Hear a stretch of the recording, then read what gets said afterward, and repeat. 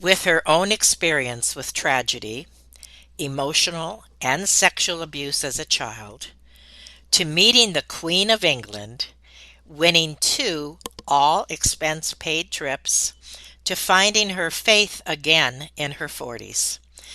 Jeanell Greene's story, unbelievable story, will inspire you to have hope, faith, and to never, ever give up on your dreams.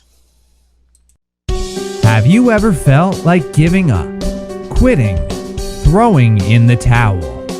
Welcome to Never Ever Give Up Hope featuring Carol Graham. She's an author, health coach, and motivational speaker.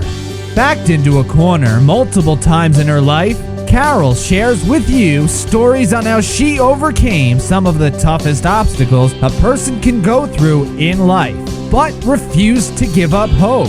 Rather than admit defeat, an opportunity was presented, and it involves each and every one of you.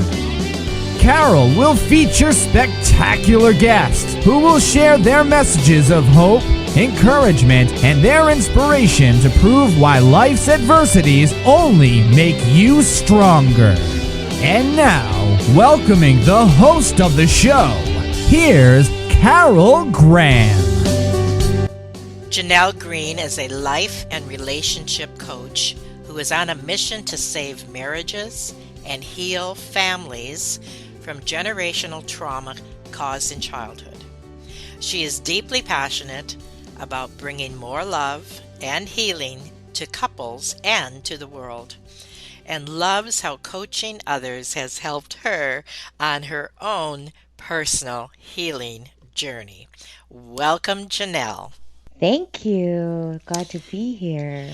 All right, well, let's get into your story. So let's start with, as I mentioned in the intro, the story of abuse that you went through as a child. Well, I would say more trauma than abuse. You know what? There was abuse there, and there's two different stories there, but I'll start with the main one. Growing up, I had a great childhood. I had great parents who loved each other, really great role models. They had a business together. They sang together, they danced together, they went to church together. It was close to picture perfect. And then when I was 9, I was sitting on my bed. I remember it was nighttime, and my mom calls us into the living room. And so there I am with, 9 years old. My sister's there, she's 6, and my brother's 3. And at the door is my mom and my dad and a set of luggage. And my mom looks over at us and she says, "Kids, your dad is leaving. He doesn't love us anymore." Oh, my word. And, I think she said that just kind of a low jab to my dad. But, what you don't know is that, my dad had an affair with my mom's best friend who had previously lived in our basement, was like my mom's, like a sister almost. Hmm. And he had gotten her pregnant.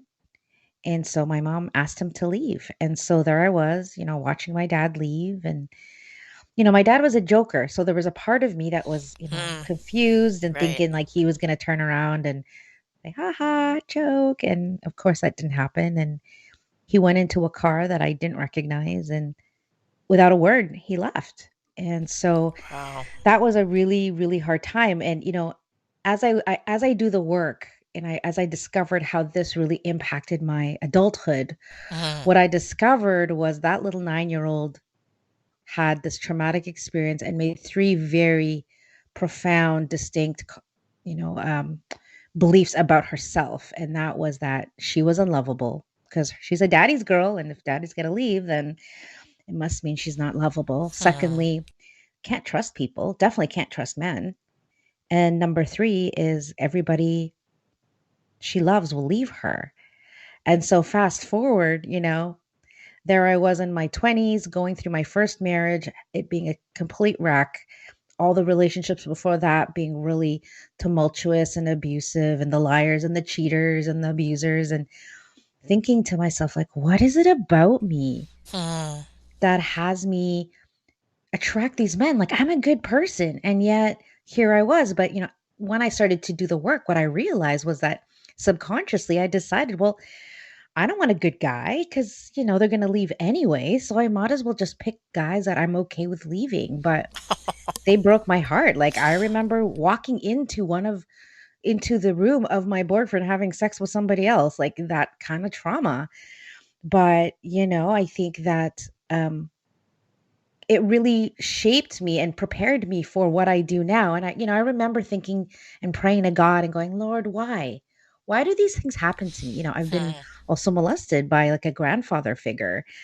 I was bullied for most of my, school life for being smart and for being short and asthmatic Hmm. and having Oh glasses my and word. braces and being poor. And so, as an adult, like there was a lot for me to grapple with and try to find myself. And I think that again, I there was times when I think to myself, why did this happen to me? But standing where I'm standing now and meeting the people that I meet, sharing a story that's so similar to mine, of Right. having to grow up as an overachiever, as a perfectionist, as a people pleaser, because of these things that we experienced as children.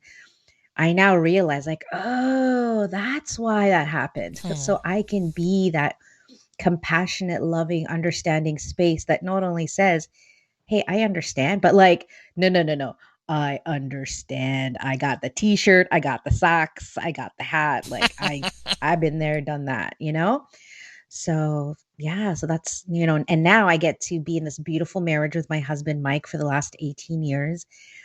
And, as a little girl, I was a very romantic person. And I used to always dream about my Prince Charming. I love Disney movies, can you tell?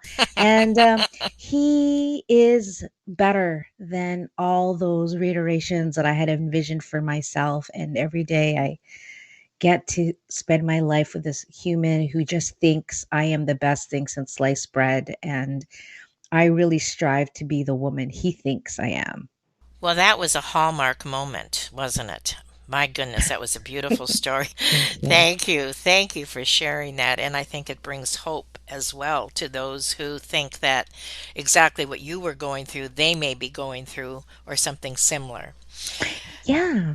I think, at the end of the day, what I realize what my job is, because, again, I'm a perfectionist and I want to, know it all. But, I discovered really quickly that if I can just be there for people, to have them feel like they're not alone, to have them feel heard, to know that they're Hmm. not the only ones who have been abused, who have had mommy daddy issues, whatever that is, to let them know that A, it's okay, B, it doesn't have to define them, and like you said, there's hope to have a life that is by design. And so that's what I've been doing for the last 20 years, is really breaking through and overcoming all the things that were given to me by default and really creating something extraordinary from that. Again, beautifully stated. And we're going to dissect that a little bit more as we go through your story, of course. Yeah. But I have to ask you, you met the Queen of England? Tell us about that. Yes. So I was probably 5 or 6 years old, and she came to Vancouver, where the University of British Columbia resides. And part of the university is a hospital. And so they were opening or expanding one of the wings of the hospital, and she was invited to come and cut the ribbon. Now, my mom works at the hospital, so she got wind of that she was coming. And this was around the same time I had started dance school. So, a lot of curtsying, I was doing Hmm. tap Hmm. and ballet, and I was so excited. I'm like, oh my gosh. And at the time, she was my idol. She was always on TV. And I thought, wow, I get to meet her, or I get the chance. And, and I'd watch kids like giving her flowers. And I'm like, I want to do that. Like, why not? So we go, and on the way there, there's a grocery store, and I make my mom stop, and I'm like, Mom, we don't have flowers for the queen. Like, what if she asked me for flowers and I don't have anything to give her? And Aw. my mom just kind of rolls her eyes, and she's like, "Ugh, okay, fine. Just to shut me up, she Hmm. went and Hmm. got me like the cheapest. I think they were like $2 daisies. Like they were like the ugliest yellow daisies, but she just wanted me to be happy. So she got me these flowers. So the way that they had it sorted out, it was sort of outside the sort of covered walkway, and they had put yellow rope between the columns, and so the people stood behind the columns behind the yellow rope, and then they had this big great place, and there was RCMP, there was Hmm. police, there was Hmm. everybody there, and they had told all the parents, make sure your children stay behind the yellow line. Now I'm tiny, so this yellow rope was not in my visibilities, you know, but at the same time, I don't think it would have mattered. But anyway, so here I am, like, totally anticipating to meet this woman. Like, I don't know, when you're 5, you're like, of course I'm gonna meet the queen. Like, why wouldn't I? The thought of like, oh, I Hmm. might not meet her ever crossed my mind. So I was pretty determined. So anyway, the time comes and I start to hear the roar and it's happening. And again, I'm really little and I'm probably about 3 rows back of people. So all I could see were feet walking by me, a lot of feet. And I realized, like, oh wait, I'm not going to get to her. And I distinctly, Carol, remember this moment where I thought, oh, I guess that's it. I guess I lost my chance. And then there was this little voice in me that was like, no, this is my only chance. Like, heck no, I'm not going to. And next thing I knew, I was running towards her. Oh my And goodness. she's like 20, 30 feet down the walkway. And now people are turning around and freaking out, and the police are running after me, and the RCMP are trying to stop me and hold me back. And so she hears the commotion. She turns around and sees me, and she sees this little girl. And Hmm. so she just waves everybody off, and she comes back to where I was, and she looks at me and she says, "Hello, dear. Are these flowers for me?" Oh And my I said, word. "Yes, Your Majesty." And I give her the flowers and I do this curtsy. And right at that moment, a newspaper photographer took a picture. No way. So I have a picture, Oh. right, with Carrie looking at her, looking up at her in a curtsy as she's holding my flowers, and my mom is behind me, and my sister and my grandma, and their faces are like priceless. They're like in absolute shock. And I got into the front page of the newspaper the next day. Was it in any other magazines or anything? I don't know. All I know, it was in the newspaper. I think the UBC had it, their own newspaper. I Hmm. don't know where Hmm. else it got published, but that's where my mom found it. So she just took all the copies that she could find and cut them out and sent them to all her friends. And but I framed that photo, and then it sat in my garage for about 10 years until she passed away. And so when she passed away, I went and dug it up. And I kept it. It's actually, if you look in my office, it's in the back in the corner of my room. And I kept it because I wanted to remind myself of how fearless I was in that moment, Right. and that it paid off.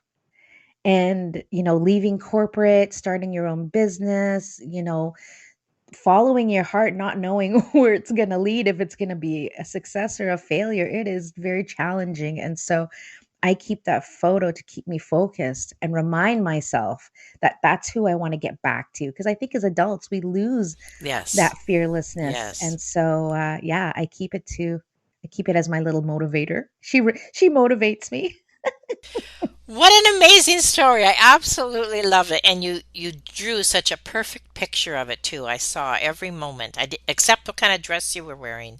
Oh, well, funny enough, I'm wearing my favorite dress, and it's like a red plaid with white tights and black shoes. And then I'm pretty sure it was wintertime because my jacket's pretty thick. But I definitely was looking my best that day. So I was Aw. I was pretty happy. What did your parents end up saying? Your mom. She was just floored. Just Well, it was funny because she has in the photo, she's holding her camera, but she never ended up taking a photo because she was just such in shock. And so that was, I think, one of the things she talks about, is how regretful she was that she was like 2 feet away from the Right, queen right, right. and her daughter, and was unable to take the shot. Well, again, thank you for sharing that. I really appreciate that. I will share that story too. All right, Yeah. so let's fast forward a bit, and I want to hear the story about your parents and Mhm. forgiveness. Yeah, so my dad left, as I mentioned, and they had their baby. And I remember, we're Catholic, and I remember most vivid memories of that time when my parents were separated was my mom at church. Like we would be walking down a street and she'd see a church and she'd like, kids, we're going to go in here. And, just sitting on the pew and like waiting for my mom to be done. But that was a memory that's like bore into my mind. Anyway, fast forward 3 years later, her prayers would be answered and my dad would come back and ask for forgiveness. Huh. He got sick. He was found out that he had double renal failure and needed a kidney transplant, so he couldn't work. So his girlfriend kicked him out, and he came back. And my mom is a nurse, so he came back to my mom and said, "Can I come home?" And my mom said, "Yes, under two conditions.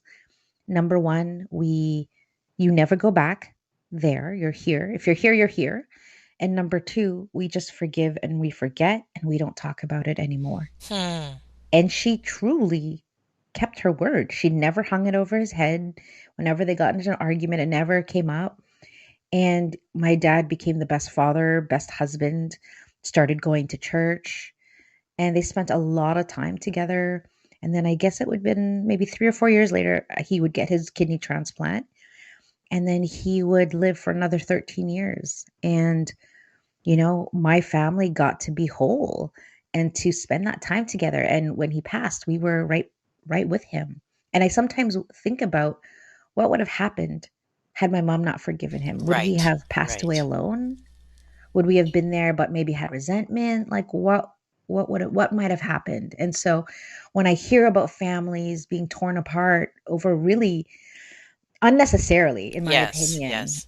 it makes, I don't think people realize just the impact and the potential losses that that might have been or will have been because of this decision. And so I really, of course I want to save marriages, but if people are truly unhappy and we've done the work and it's just unworkable, that's okay. But I believe that people don't do the work. They have too much ego, too much pride, and they don't actually resolve the childhood wounds that actually have nothing to do with their partner. Their partner is just the trigger for something that has not been healed. And so that's why I incorporate all the techniques that I do in the work that I do to help people realize what's really like what they're really dealing with. And oftentimes it's not the partner, it's actually something else much, much deeper. Do you think that that impacted your life to the point that you ended up doing what you're doing now? 100%. Doing when I did the work, what I saw. So reverse a couple years back that I was married before I met Mike. I've been married before, so Mike's my second husband. So when I started to do the work, I was going through not quite divorce, but probably a couple months before that all happened. And at that time, I blamed him for not being the husband I wanted him to be. I was frustrated. I was mean. I was trying to change him. And when I did this course and started to realize, like, oh, wait, it's me and I need to get responsible for my stuff, what I saw was that, those decisions that I made about my dad or about myself when my dad left was playing into this relationship. And what I got responsible for was marrying someone that I kind of knew wasn't the best fit, but truly I was just afraid to be alone. And so then I kind of just settled and then tried to change him. And then so when I saw this, when I had my little breakthrough, I was able to talk to him and just say, "Listen, I am so sorry for judging you, for being mean, for trying to change you, for everything. Hmm.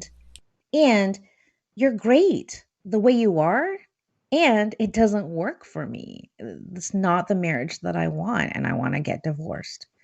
And so we got to complete that marriage quite quickly. With $80, we went to the law courts, we signed the papers, we went out for dinner, and that was it. Like it was a pretty clean break, but it really took for me to get responsible for how I had been thinking about him when really what was at the core of everything was what had happened with my dad and the decisions I made about myself and and my worthiness in that moment. But I did see it. I needed someone to point it out, and that person was a coach. And so that's why I really started to fall in love with coaching and going, wow, like to be that person who's a stand for someone else in such a loving and powerful way. And sometimes it stings, it hurts. You know, you don't want to hear that you're not being responsible or you're not listening or that there is something for you to deal with, but so powerful. And I think I'm really effective in this because I'm not just someone who goes and looks at you and goes, okay, this is what's wrong with you. I'm like, no, no, Right. I see you in me, or I see myself in you. I know what that's like. And so they're able to trust me and follow the process that I've put myself through many, many times to get on the other side of it. Which is empathy Yeah, a in a hundred in a percent. nutshell, right? And that is so missing in this on this planet, isn't Mhm. it? Like we're Mhm. so compassion is so missing.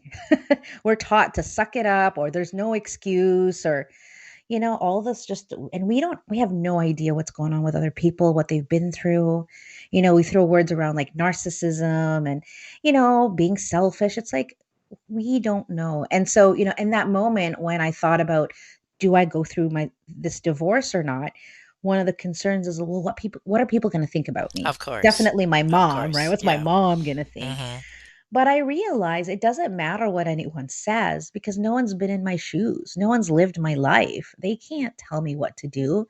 They're going to tell me what to do based on their life, on their experience, on their fears and limitations. And so I chose powerfully that this is what I wanted. And I knew my mom would be very upset. And I was okay with that. I'm like, I am going to take full responsibility for her behavior and her reaction because I know that this is going to break her heart. And I don't mean to. And I'm just going to be okay with whatever it is and however long it takes for her to come around. And she didn't talk to me or my husband for 2 years because Wow. she was so heartbroken. Yeah. And she had a really close relationship with my ex-husband because he came around a few months after my dad passed away. So he kind of took on that male role in her life. Mm. And we didn't share anything about what was going on between us. It was one minute we were great, the next minute we were getting divorced. And so it was a shock on so many Of levels. course. So when, I met Mike, which was, shortly after I got divorced, my mom was like not happy.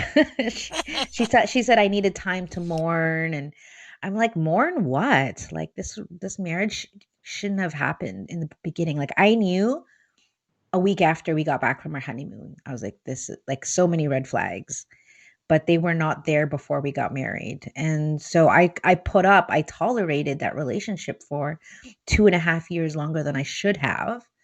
And so by the time I decided that this was it, there was no regret and there was no question. I'm like, I knew exactly what there was to do. There are so many people who are listening that can totally relate with that entire scenario and all the parts thereof. So I really appreciate relating. And, Mm, I think all of us have some part of that story that we're going to talk about next. And we're sure. going to break down on how those who are so unhappy, whatever kind of relationship it is, doesn't necessarily just have to be a marriage, but other types of relationships. And also how you can help people to deal with roadblocks and failures and mindsets. So we're Mm. going to take a very short 30-second break. And when we come back, you're going to share that with us. And I thank you.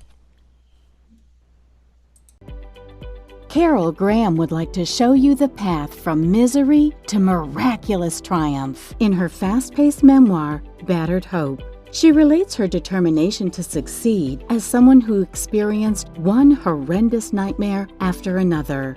Gang raped and left for dead, loss of a child, husband falsely imprisoned, and cancer.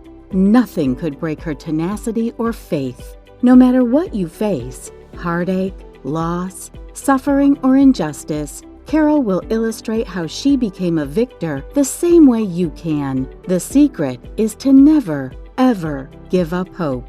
Order your copy at Amazon or batteredhope.blogspot.com.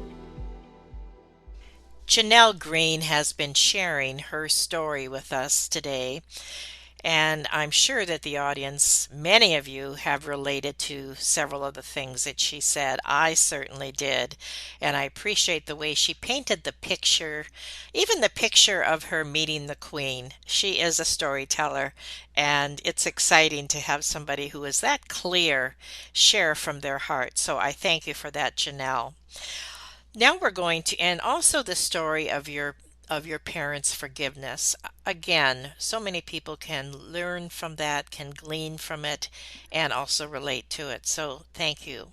Now we're Mm. going to talk about one of your passions, which is to help people who are unhappy. What a huge mission that is.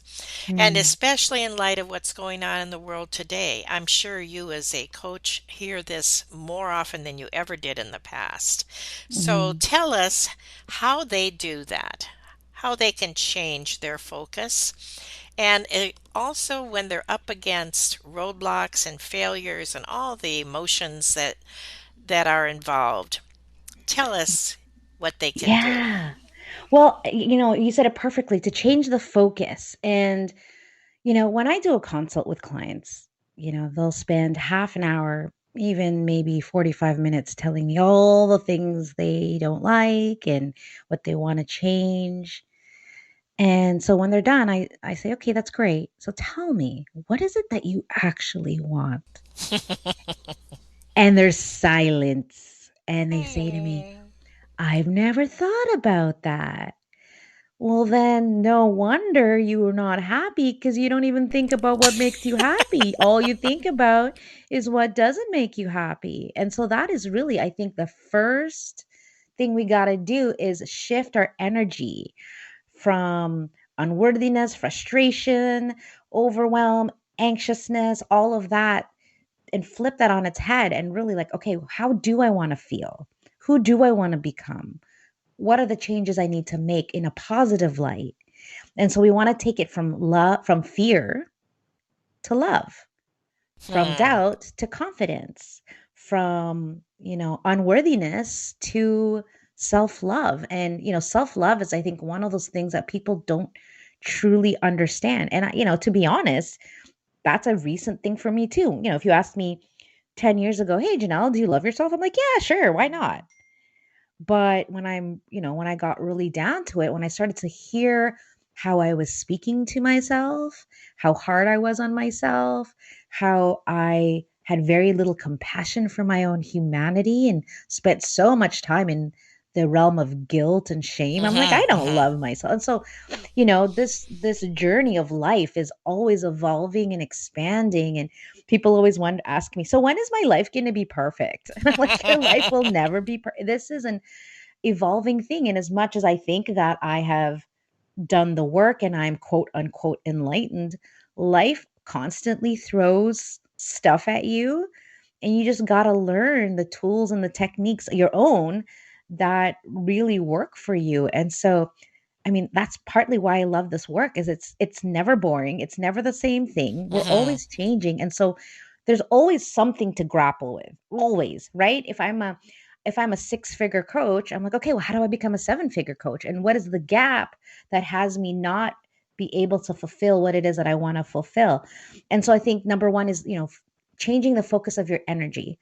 I think that gratitude, a experience of abundance, is something that many of us don't know how to create within ourselves because as children we were taught a very different way. We were taught, when we're good, now we're worthy of Mm-hmm. love. Mm-hmm. Right. When we're bad little girls and boys, we don't. And so we beat ourselves up, we punish ourselves, we speak very harshly to ourselves. And so it's so hard to make that shift to love and joy and connection. So I think the second thing we need to do is become aware that that's what's going on. And so for me, I love journaling because sometimes I feel all these things, but I don't, trying to connect the dots is a little bit harder. And sometimes, I know consciously what I should be thinking, but my subconscious, my inner world is like BS. Right. So I think, for me, journaling is really, really valuable and just getting clarity on like what's actually going on with me emotionally and also in my thoughts, because our thoughts create our emotions. But the problem is when our emotions, when the servant becomes the master, now we get caught in this vicious cycle. And so we need to be able to turn that around and make sure that the thoughts are the ones that are running the show, not the emotions. Because emotions, especially for women, they can take us anywhere, anytime with, it doesn't have to make any sense. And it can really take us off focus of what it is that we actually want to be and achieve in life. So I think those are some of the things. One of my favorite sayings goes like this: pain and suffering only exist when you resist what is so. I'm going to say that again. Pain and suffering only exist when you resist what is so. So, I remind myself this when I'm feeling really frustrated, because it means that I'm probably resisting something about my life. My body shouldn't be this way. My family shouldn't be this way. My finances shouldn't be this way. The world shouldn't be this way. And that's what creates our frustration. But when we can just get to a point where, like, hey, it is what it is, and take responsibility for how it is now we can actually act the right actions. If you look at the word responsibility, most people think responsibility is in the realm of faults and blame and obligation. But in my world, responsibility is just simply the ability to respond. And we can't respond if we're not in power. And so we really need to take the power back and say, yeah, I did this to myself. Yep, I did this to my body. My body is the way it is. My finances are the way it is. And start there. And from there, now you can create something extraordinary and powerful.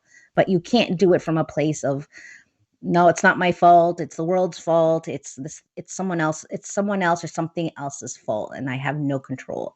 That's what disempowerment looks like. So you kind of gave us an outline. Now give us maybe 3 steps to start with. I think we need to slow down. First of all, we need to Mm, pause. This is a hard one for me too, but to truly pause and just, we have a really, and when I say we, I'm going to say I have a really hard time being present. I'm either thinking about yesterday or what happened last week, or I'm planning for the future. And really being present in the what's so right now with the people in front of me, for me, is actually, it takes a lot of work to do that. And I think a lot of other people have that same issue because we live in such a fast paced world. Okay, what do I need to do next? It's all about the doing. But I think what we need to do is pause and get to the beingness of who we are. And I think sometimes we don't even know who that is because we were told our entire lives to be this certain kind of person, right. rather than just actually listening to, okay, who am I authentically? And I know for myself, a lot of my life was about trying to be like my mom, this strong woman who never complained, who was like a Mother Teresa to everyone. She never asked for help. And I saw how that impacted my life negatively. And Hmm. it probably wasn't until my 40s that I realized, like, as much as I love my mom and those are admirable traits, it also keeps me from being open and vulnerable and asking for help and crying and just being with whatever is there for me in that moment, because I have a story that crying is weakness or asking for help is weakness. And so I've had to change my mindset around that and just tell myself, vulnerability is power. Vulnerability creates connection. Authenticity is power. And sometimes when I'm on podcasts or with my clients or in consults, people say to me, Jeanell, there's like this glow about you. And I the only thing I can think of is just that, I know who I am. I know my Yes, values. yes, yes. I'm not afraid to show my scars. I love myself, even the parts of myself that that aren't exactly perfect. And I know that I'm here to learn a lesson. And so I really try to take the attitude of seeing each challenge as breadcrumbs to my next evolution. I see it as almost like a test, and I see it as valuable feedback for myself to say, okay, here's my next level of opportunity to gain some life lessons that will that will probably in the future come really handy. And so, I've had some pretty massive breakdowns in the last year. And standing where I'm standing now, looking back, I'm like, wow, that was pretty extraordinary. Like my husband's father passed away in April, and it was a really, really difficult time for both of us. For him, obviously losing his parent very quickly, and for me, being without Mike for 10 days while I am also grieving. And what I discovered during that time was, at the time, my mom was out of town. She was in the Philippines. My best friend was dealing with her own stuff. My husband was in Newfoundland with his family. So I was alone, and the support structures that I would normally have were not available to me the Mm. way that I'd expected. And so I had to learn to be my own best friend. I had to learn to go to others and ask for help.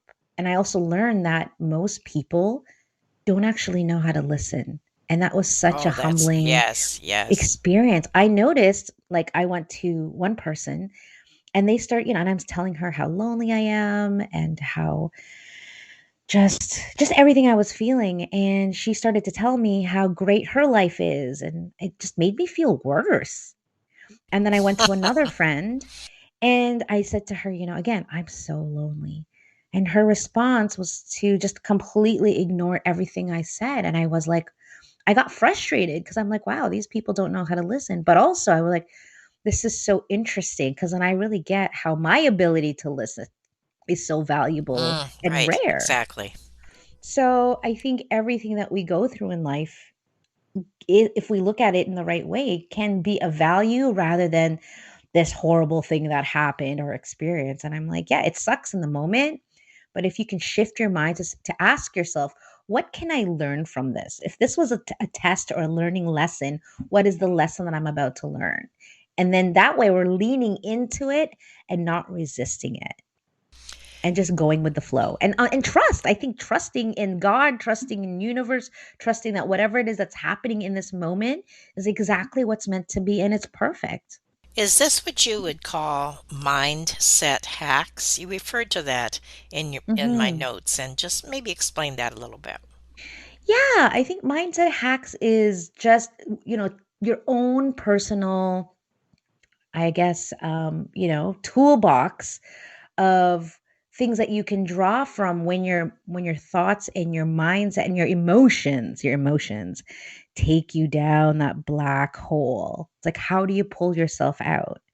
Right. So I think the first step is, first of all, becoming your own best friend. Because when you know how to talk to a best friend, you then know how to talk to yourself. Yeah, good point. Right? And then the Yes. second thing is, okay, what is it that I need to hear? And, let's talk about relationships for a second. One of the frustrations that, I hear within couples is, for example, the woman will say, he needs to comfort me. He needs to reassure me. Mm-hmm. And so the guy says, well, I do reassure you. And she says, yeah, but you're not doing it right. And so so I say to her, okay, well, tell him, what is it that you need to hear? What are the exact words that you want him to come out of his mouth? And so she'll respond with, well, I don't want to tell him because then it's not authentic and it's not genuine. It's like, but that's BS because when he is authentic and genuine, it's not good enough for you. And you criticize him for it. So why not set him up to win? I think that's one of the biggest setbacks and issues I see with couples is we expect our partner to know exactly what it is we want, how we want it, when we want it, how why we want it, where, all of that. And they're not mind readers. And so for me and my husband, I believe like I train my husband, in the beginning, he would like, when I would talk, he would interrupt me or give me advice. And I'm like, babe, you just stop trying to change me, stop trying to fix me, stop giving me advice. I just need you to listen. And so I sat him down and I said, babe, here's what I need from you. Okay. When you see me like really frustrated and upset, I just need you to make eye contact with me, show me you love me, care for me, don't say anything, just just sit there, tell me, empathize with me, be my friend, and when I'm done talking, tell me you love me and then go get me some ice cream. So he knows the Right, formula exactly. to my heart. And I know for him, when he's upset, I know what he needs because I know his love languages, and love languages are very important to know. Yes, yes. His is physical touch and verbal affirmation. So I know when he's having a crappy day, he needs a hug, he needs a couple kisses around his face. He needs to know that I love him, that he's amazing. And when he's feeling emotional, he just needs to know that it's okay to feel emotional, that it's normal. And I just validate him. I appreciate him. I give him hugs. I give him kisses. I tell him he's the best. And it's over like 5 minutes. Right, Same thing right. when I'm upset. It lasts for about 5 minutes. And it is so quick. We don't need to sit in all the gunk and the darkness and the loneliness and frustration for longer than we need to. And so when we have these tools that we can, first of all, talk about what our expectations are, and then secondly, have agreement of what that expectation is, now we have a game plan. Because when we're in a stress situation, all of our common sense goes absolutely out the window. So when you have a game plan, you just follow it. You don't need to think about it. Don't need to come up with like creative and genius ideas. You just need to follow the plan. And so my husband and I probably have not had an argument, and I'm going to guess 8 to 10 years because our communication is so strong. I can totally attest to that. As you were talking, I was chuckling to myself. My husband and I have been married 52 years.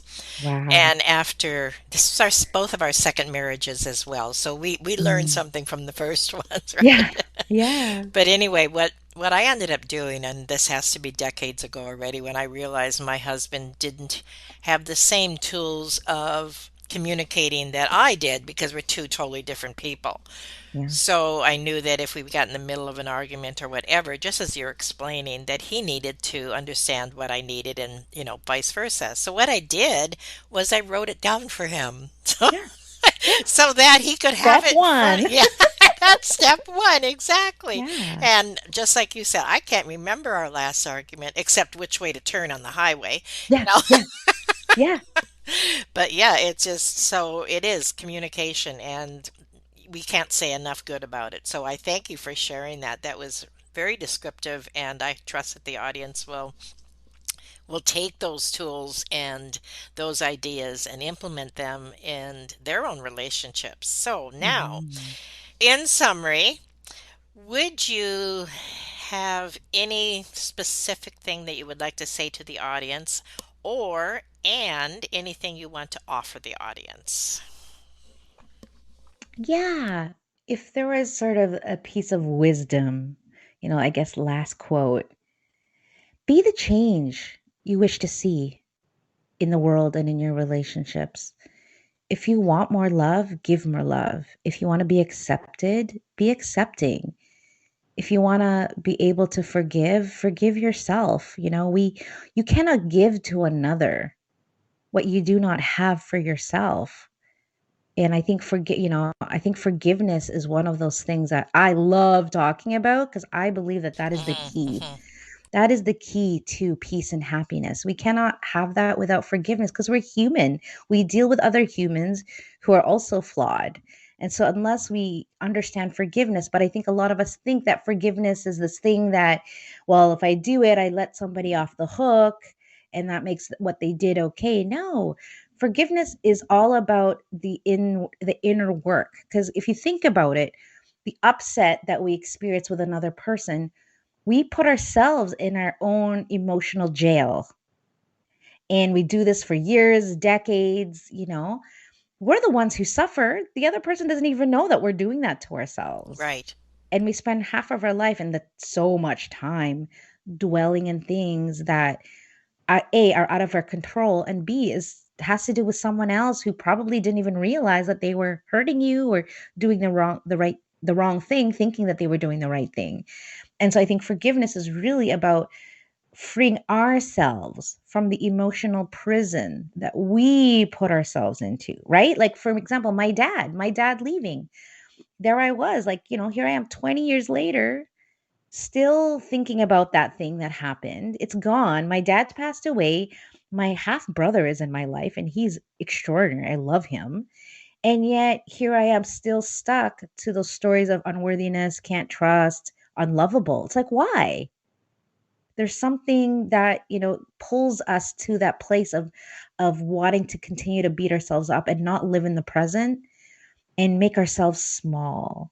And so for me, it's real. The work has been to, first of all, forgive myself, forgive that little 9-year-old standing there at the window making up these stories about herself, which weren't true. And then from there, then I can start to really, truly forgive my dad. But it has to happen in that order. You first and then the other person. And you don't need the other person to forgive them. Very, very well stated. Thank you. Thank you so much. You're welcome.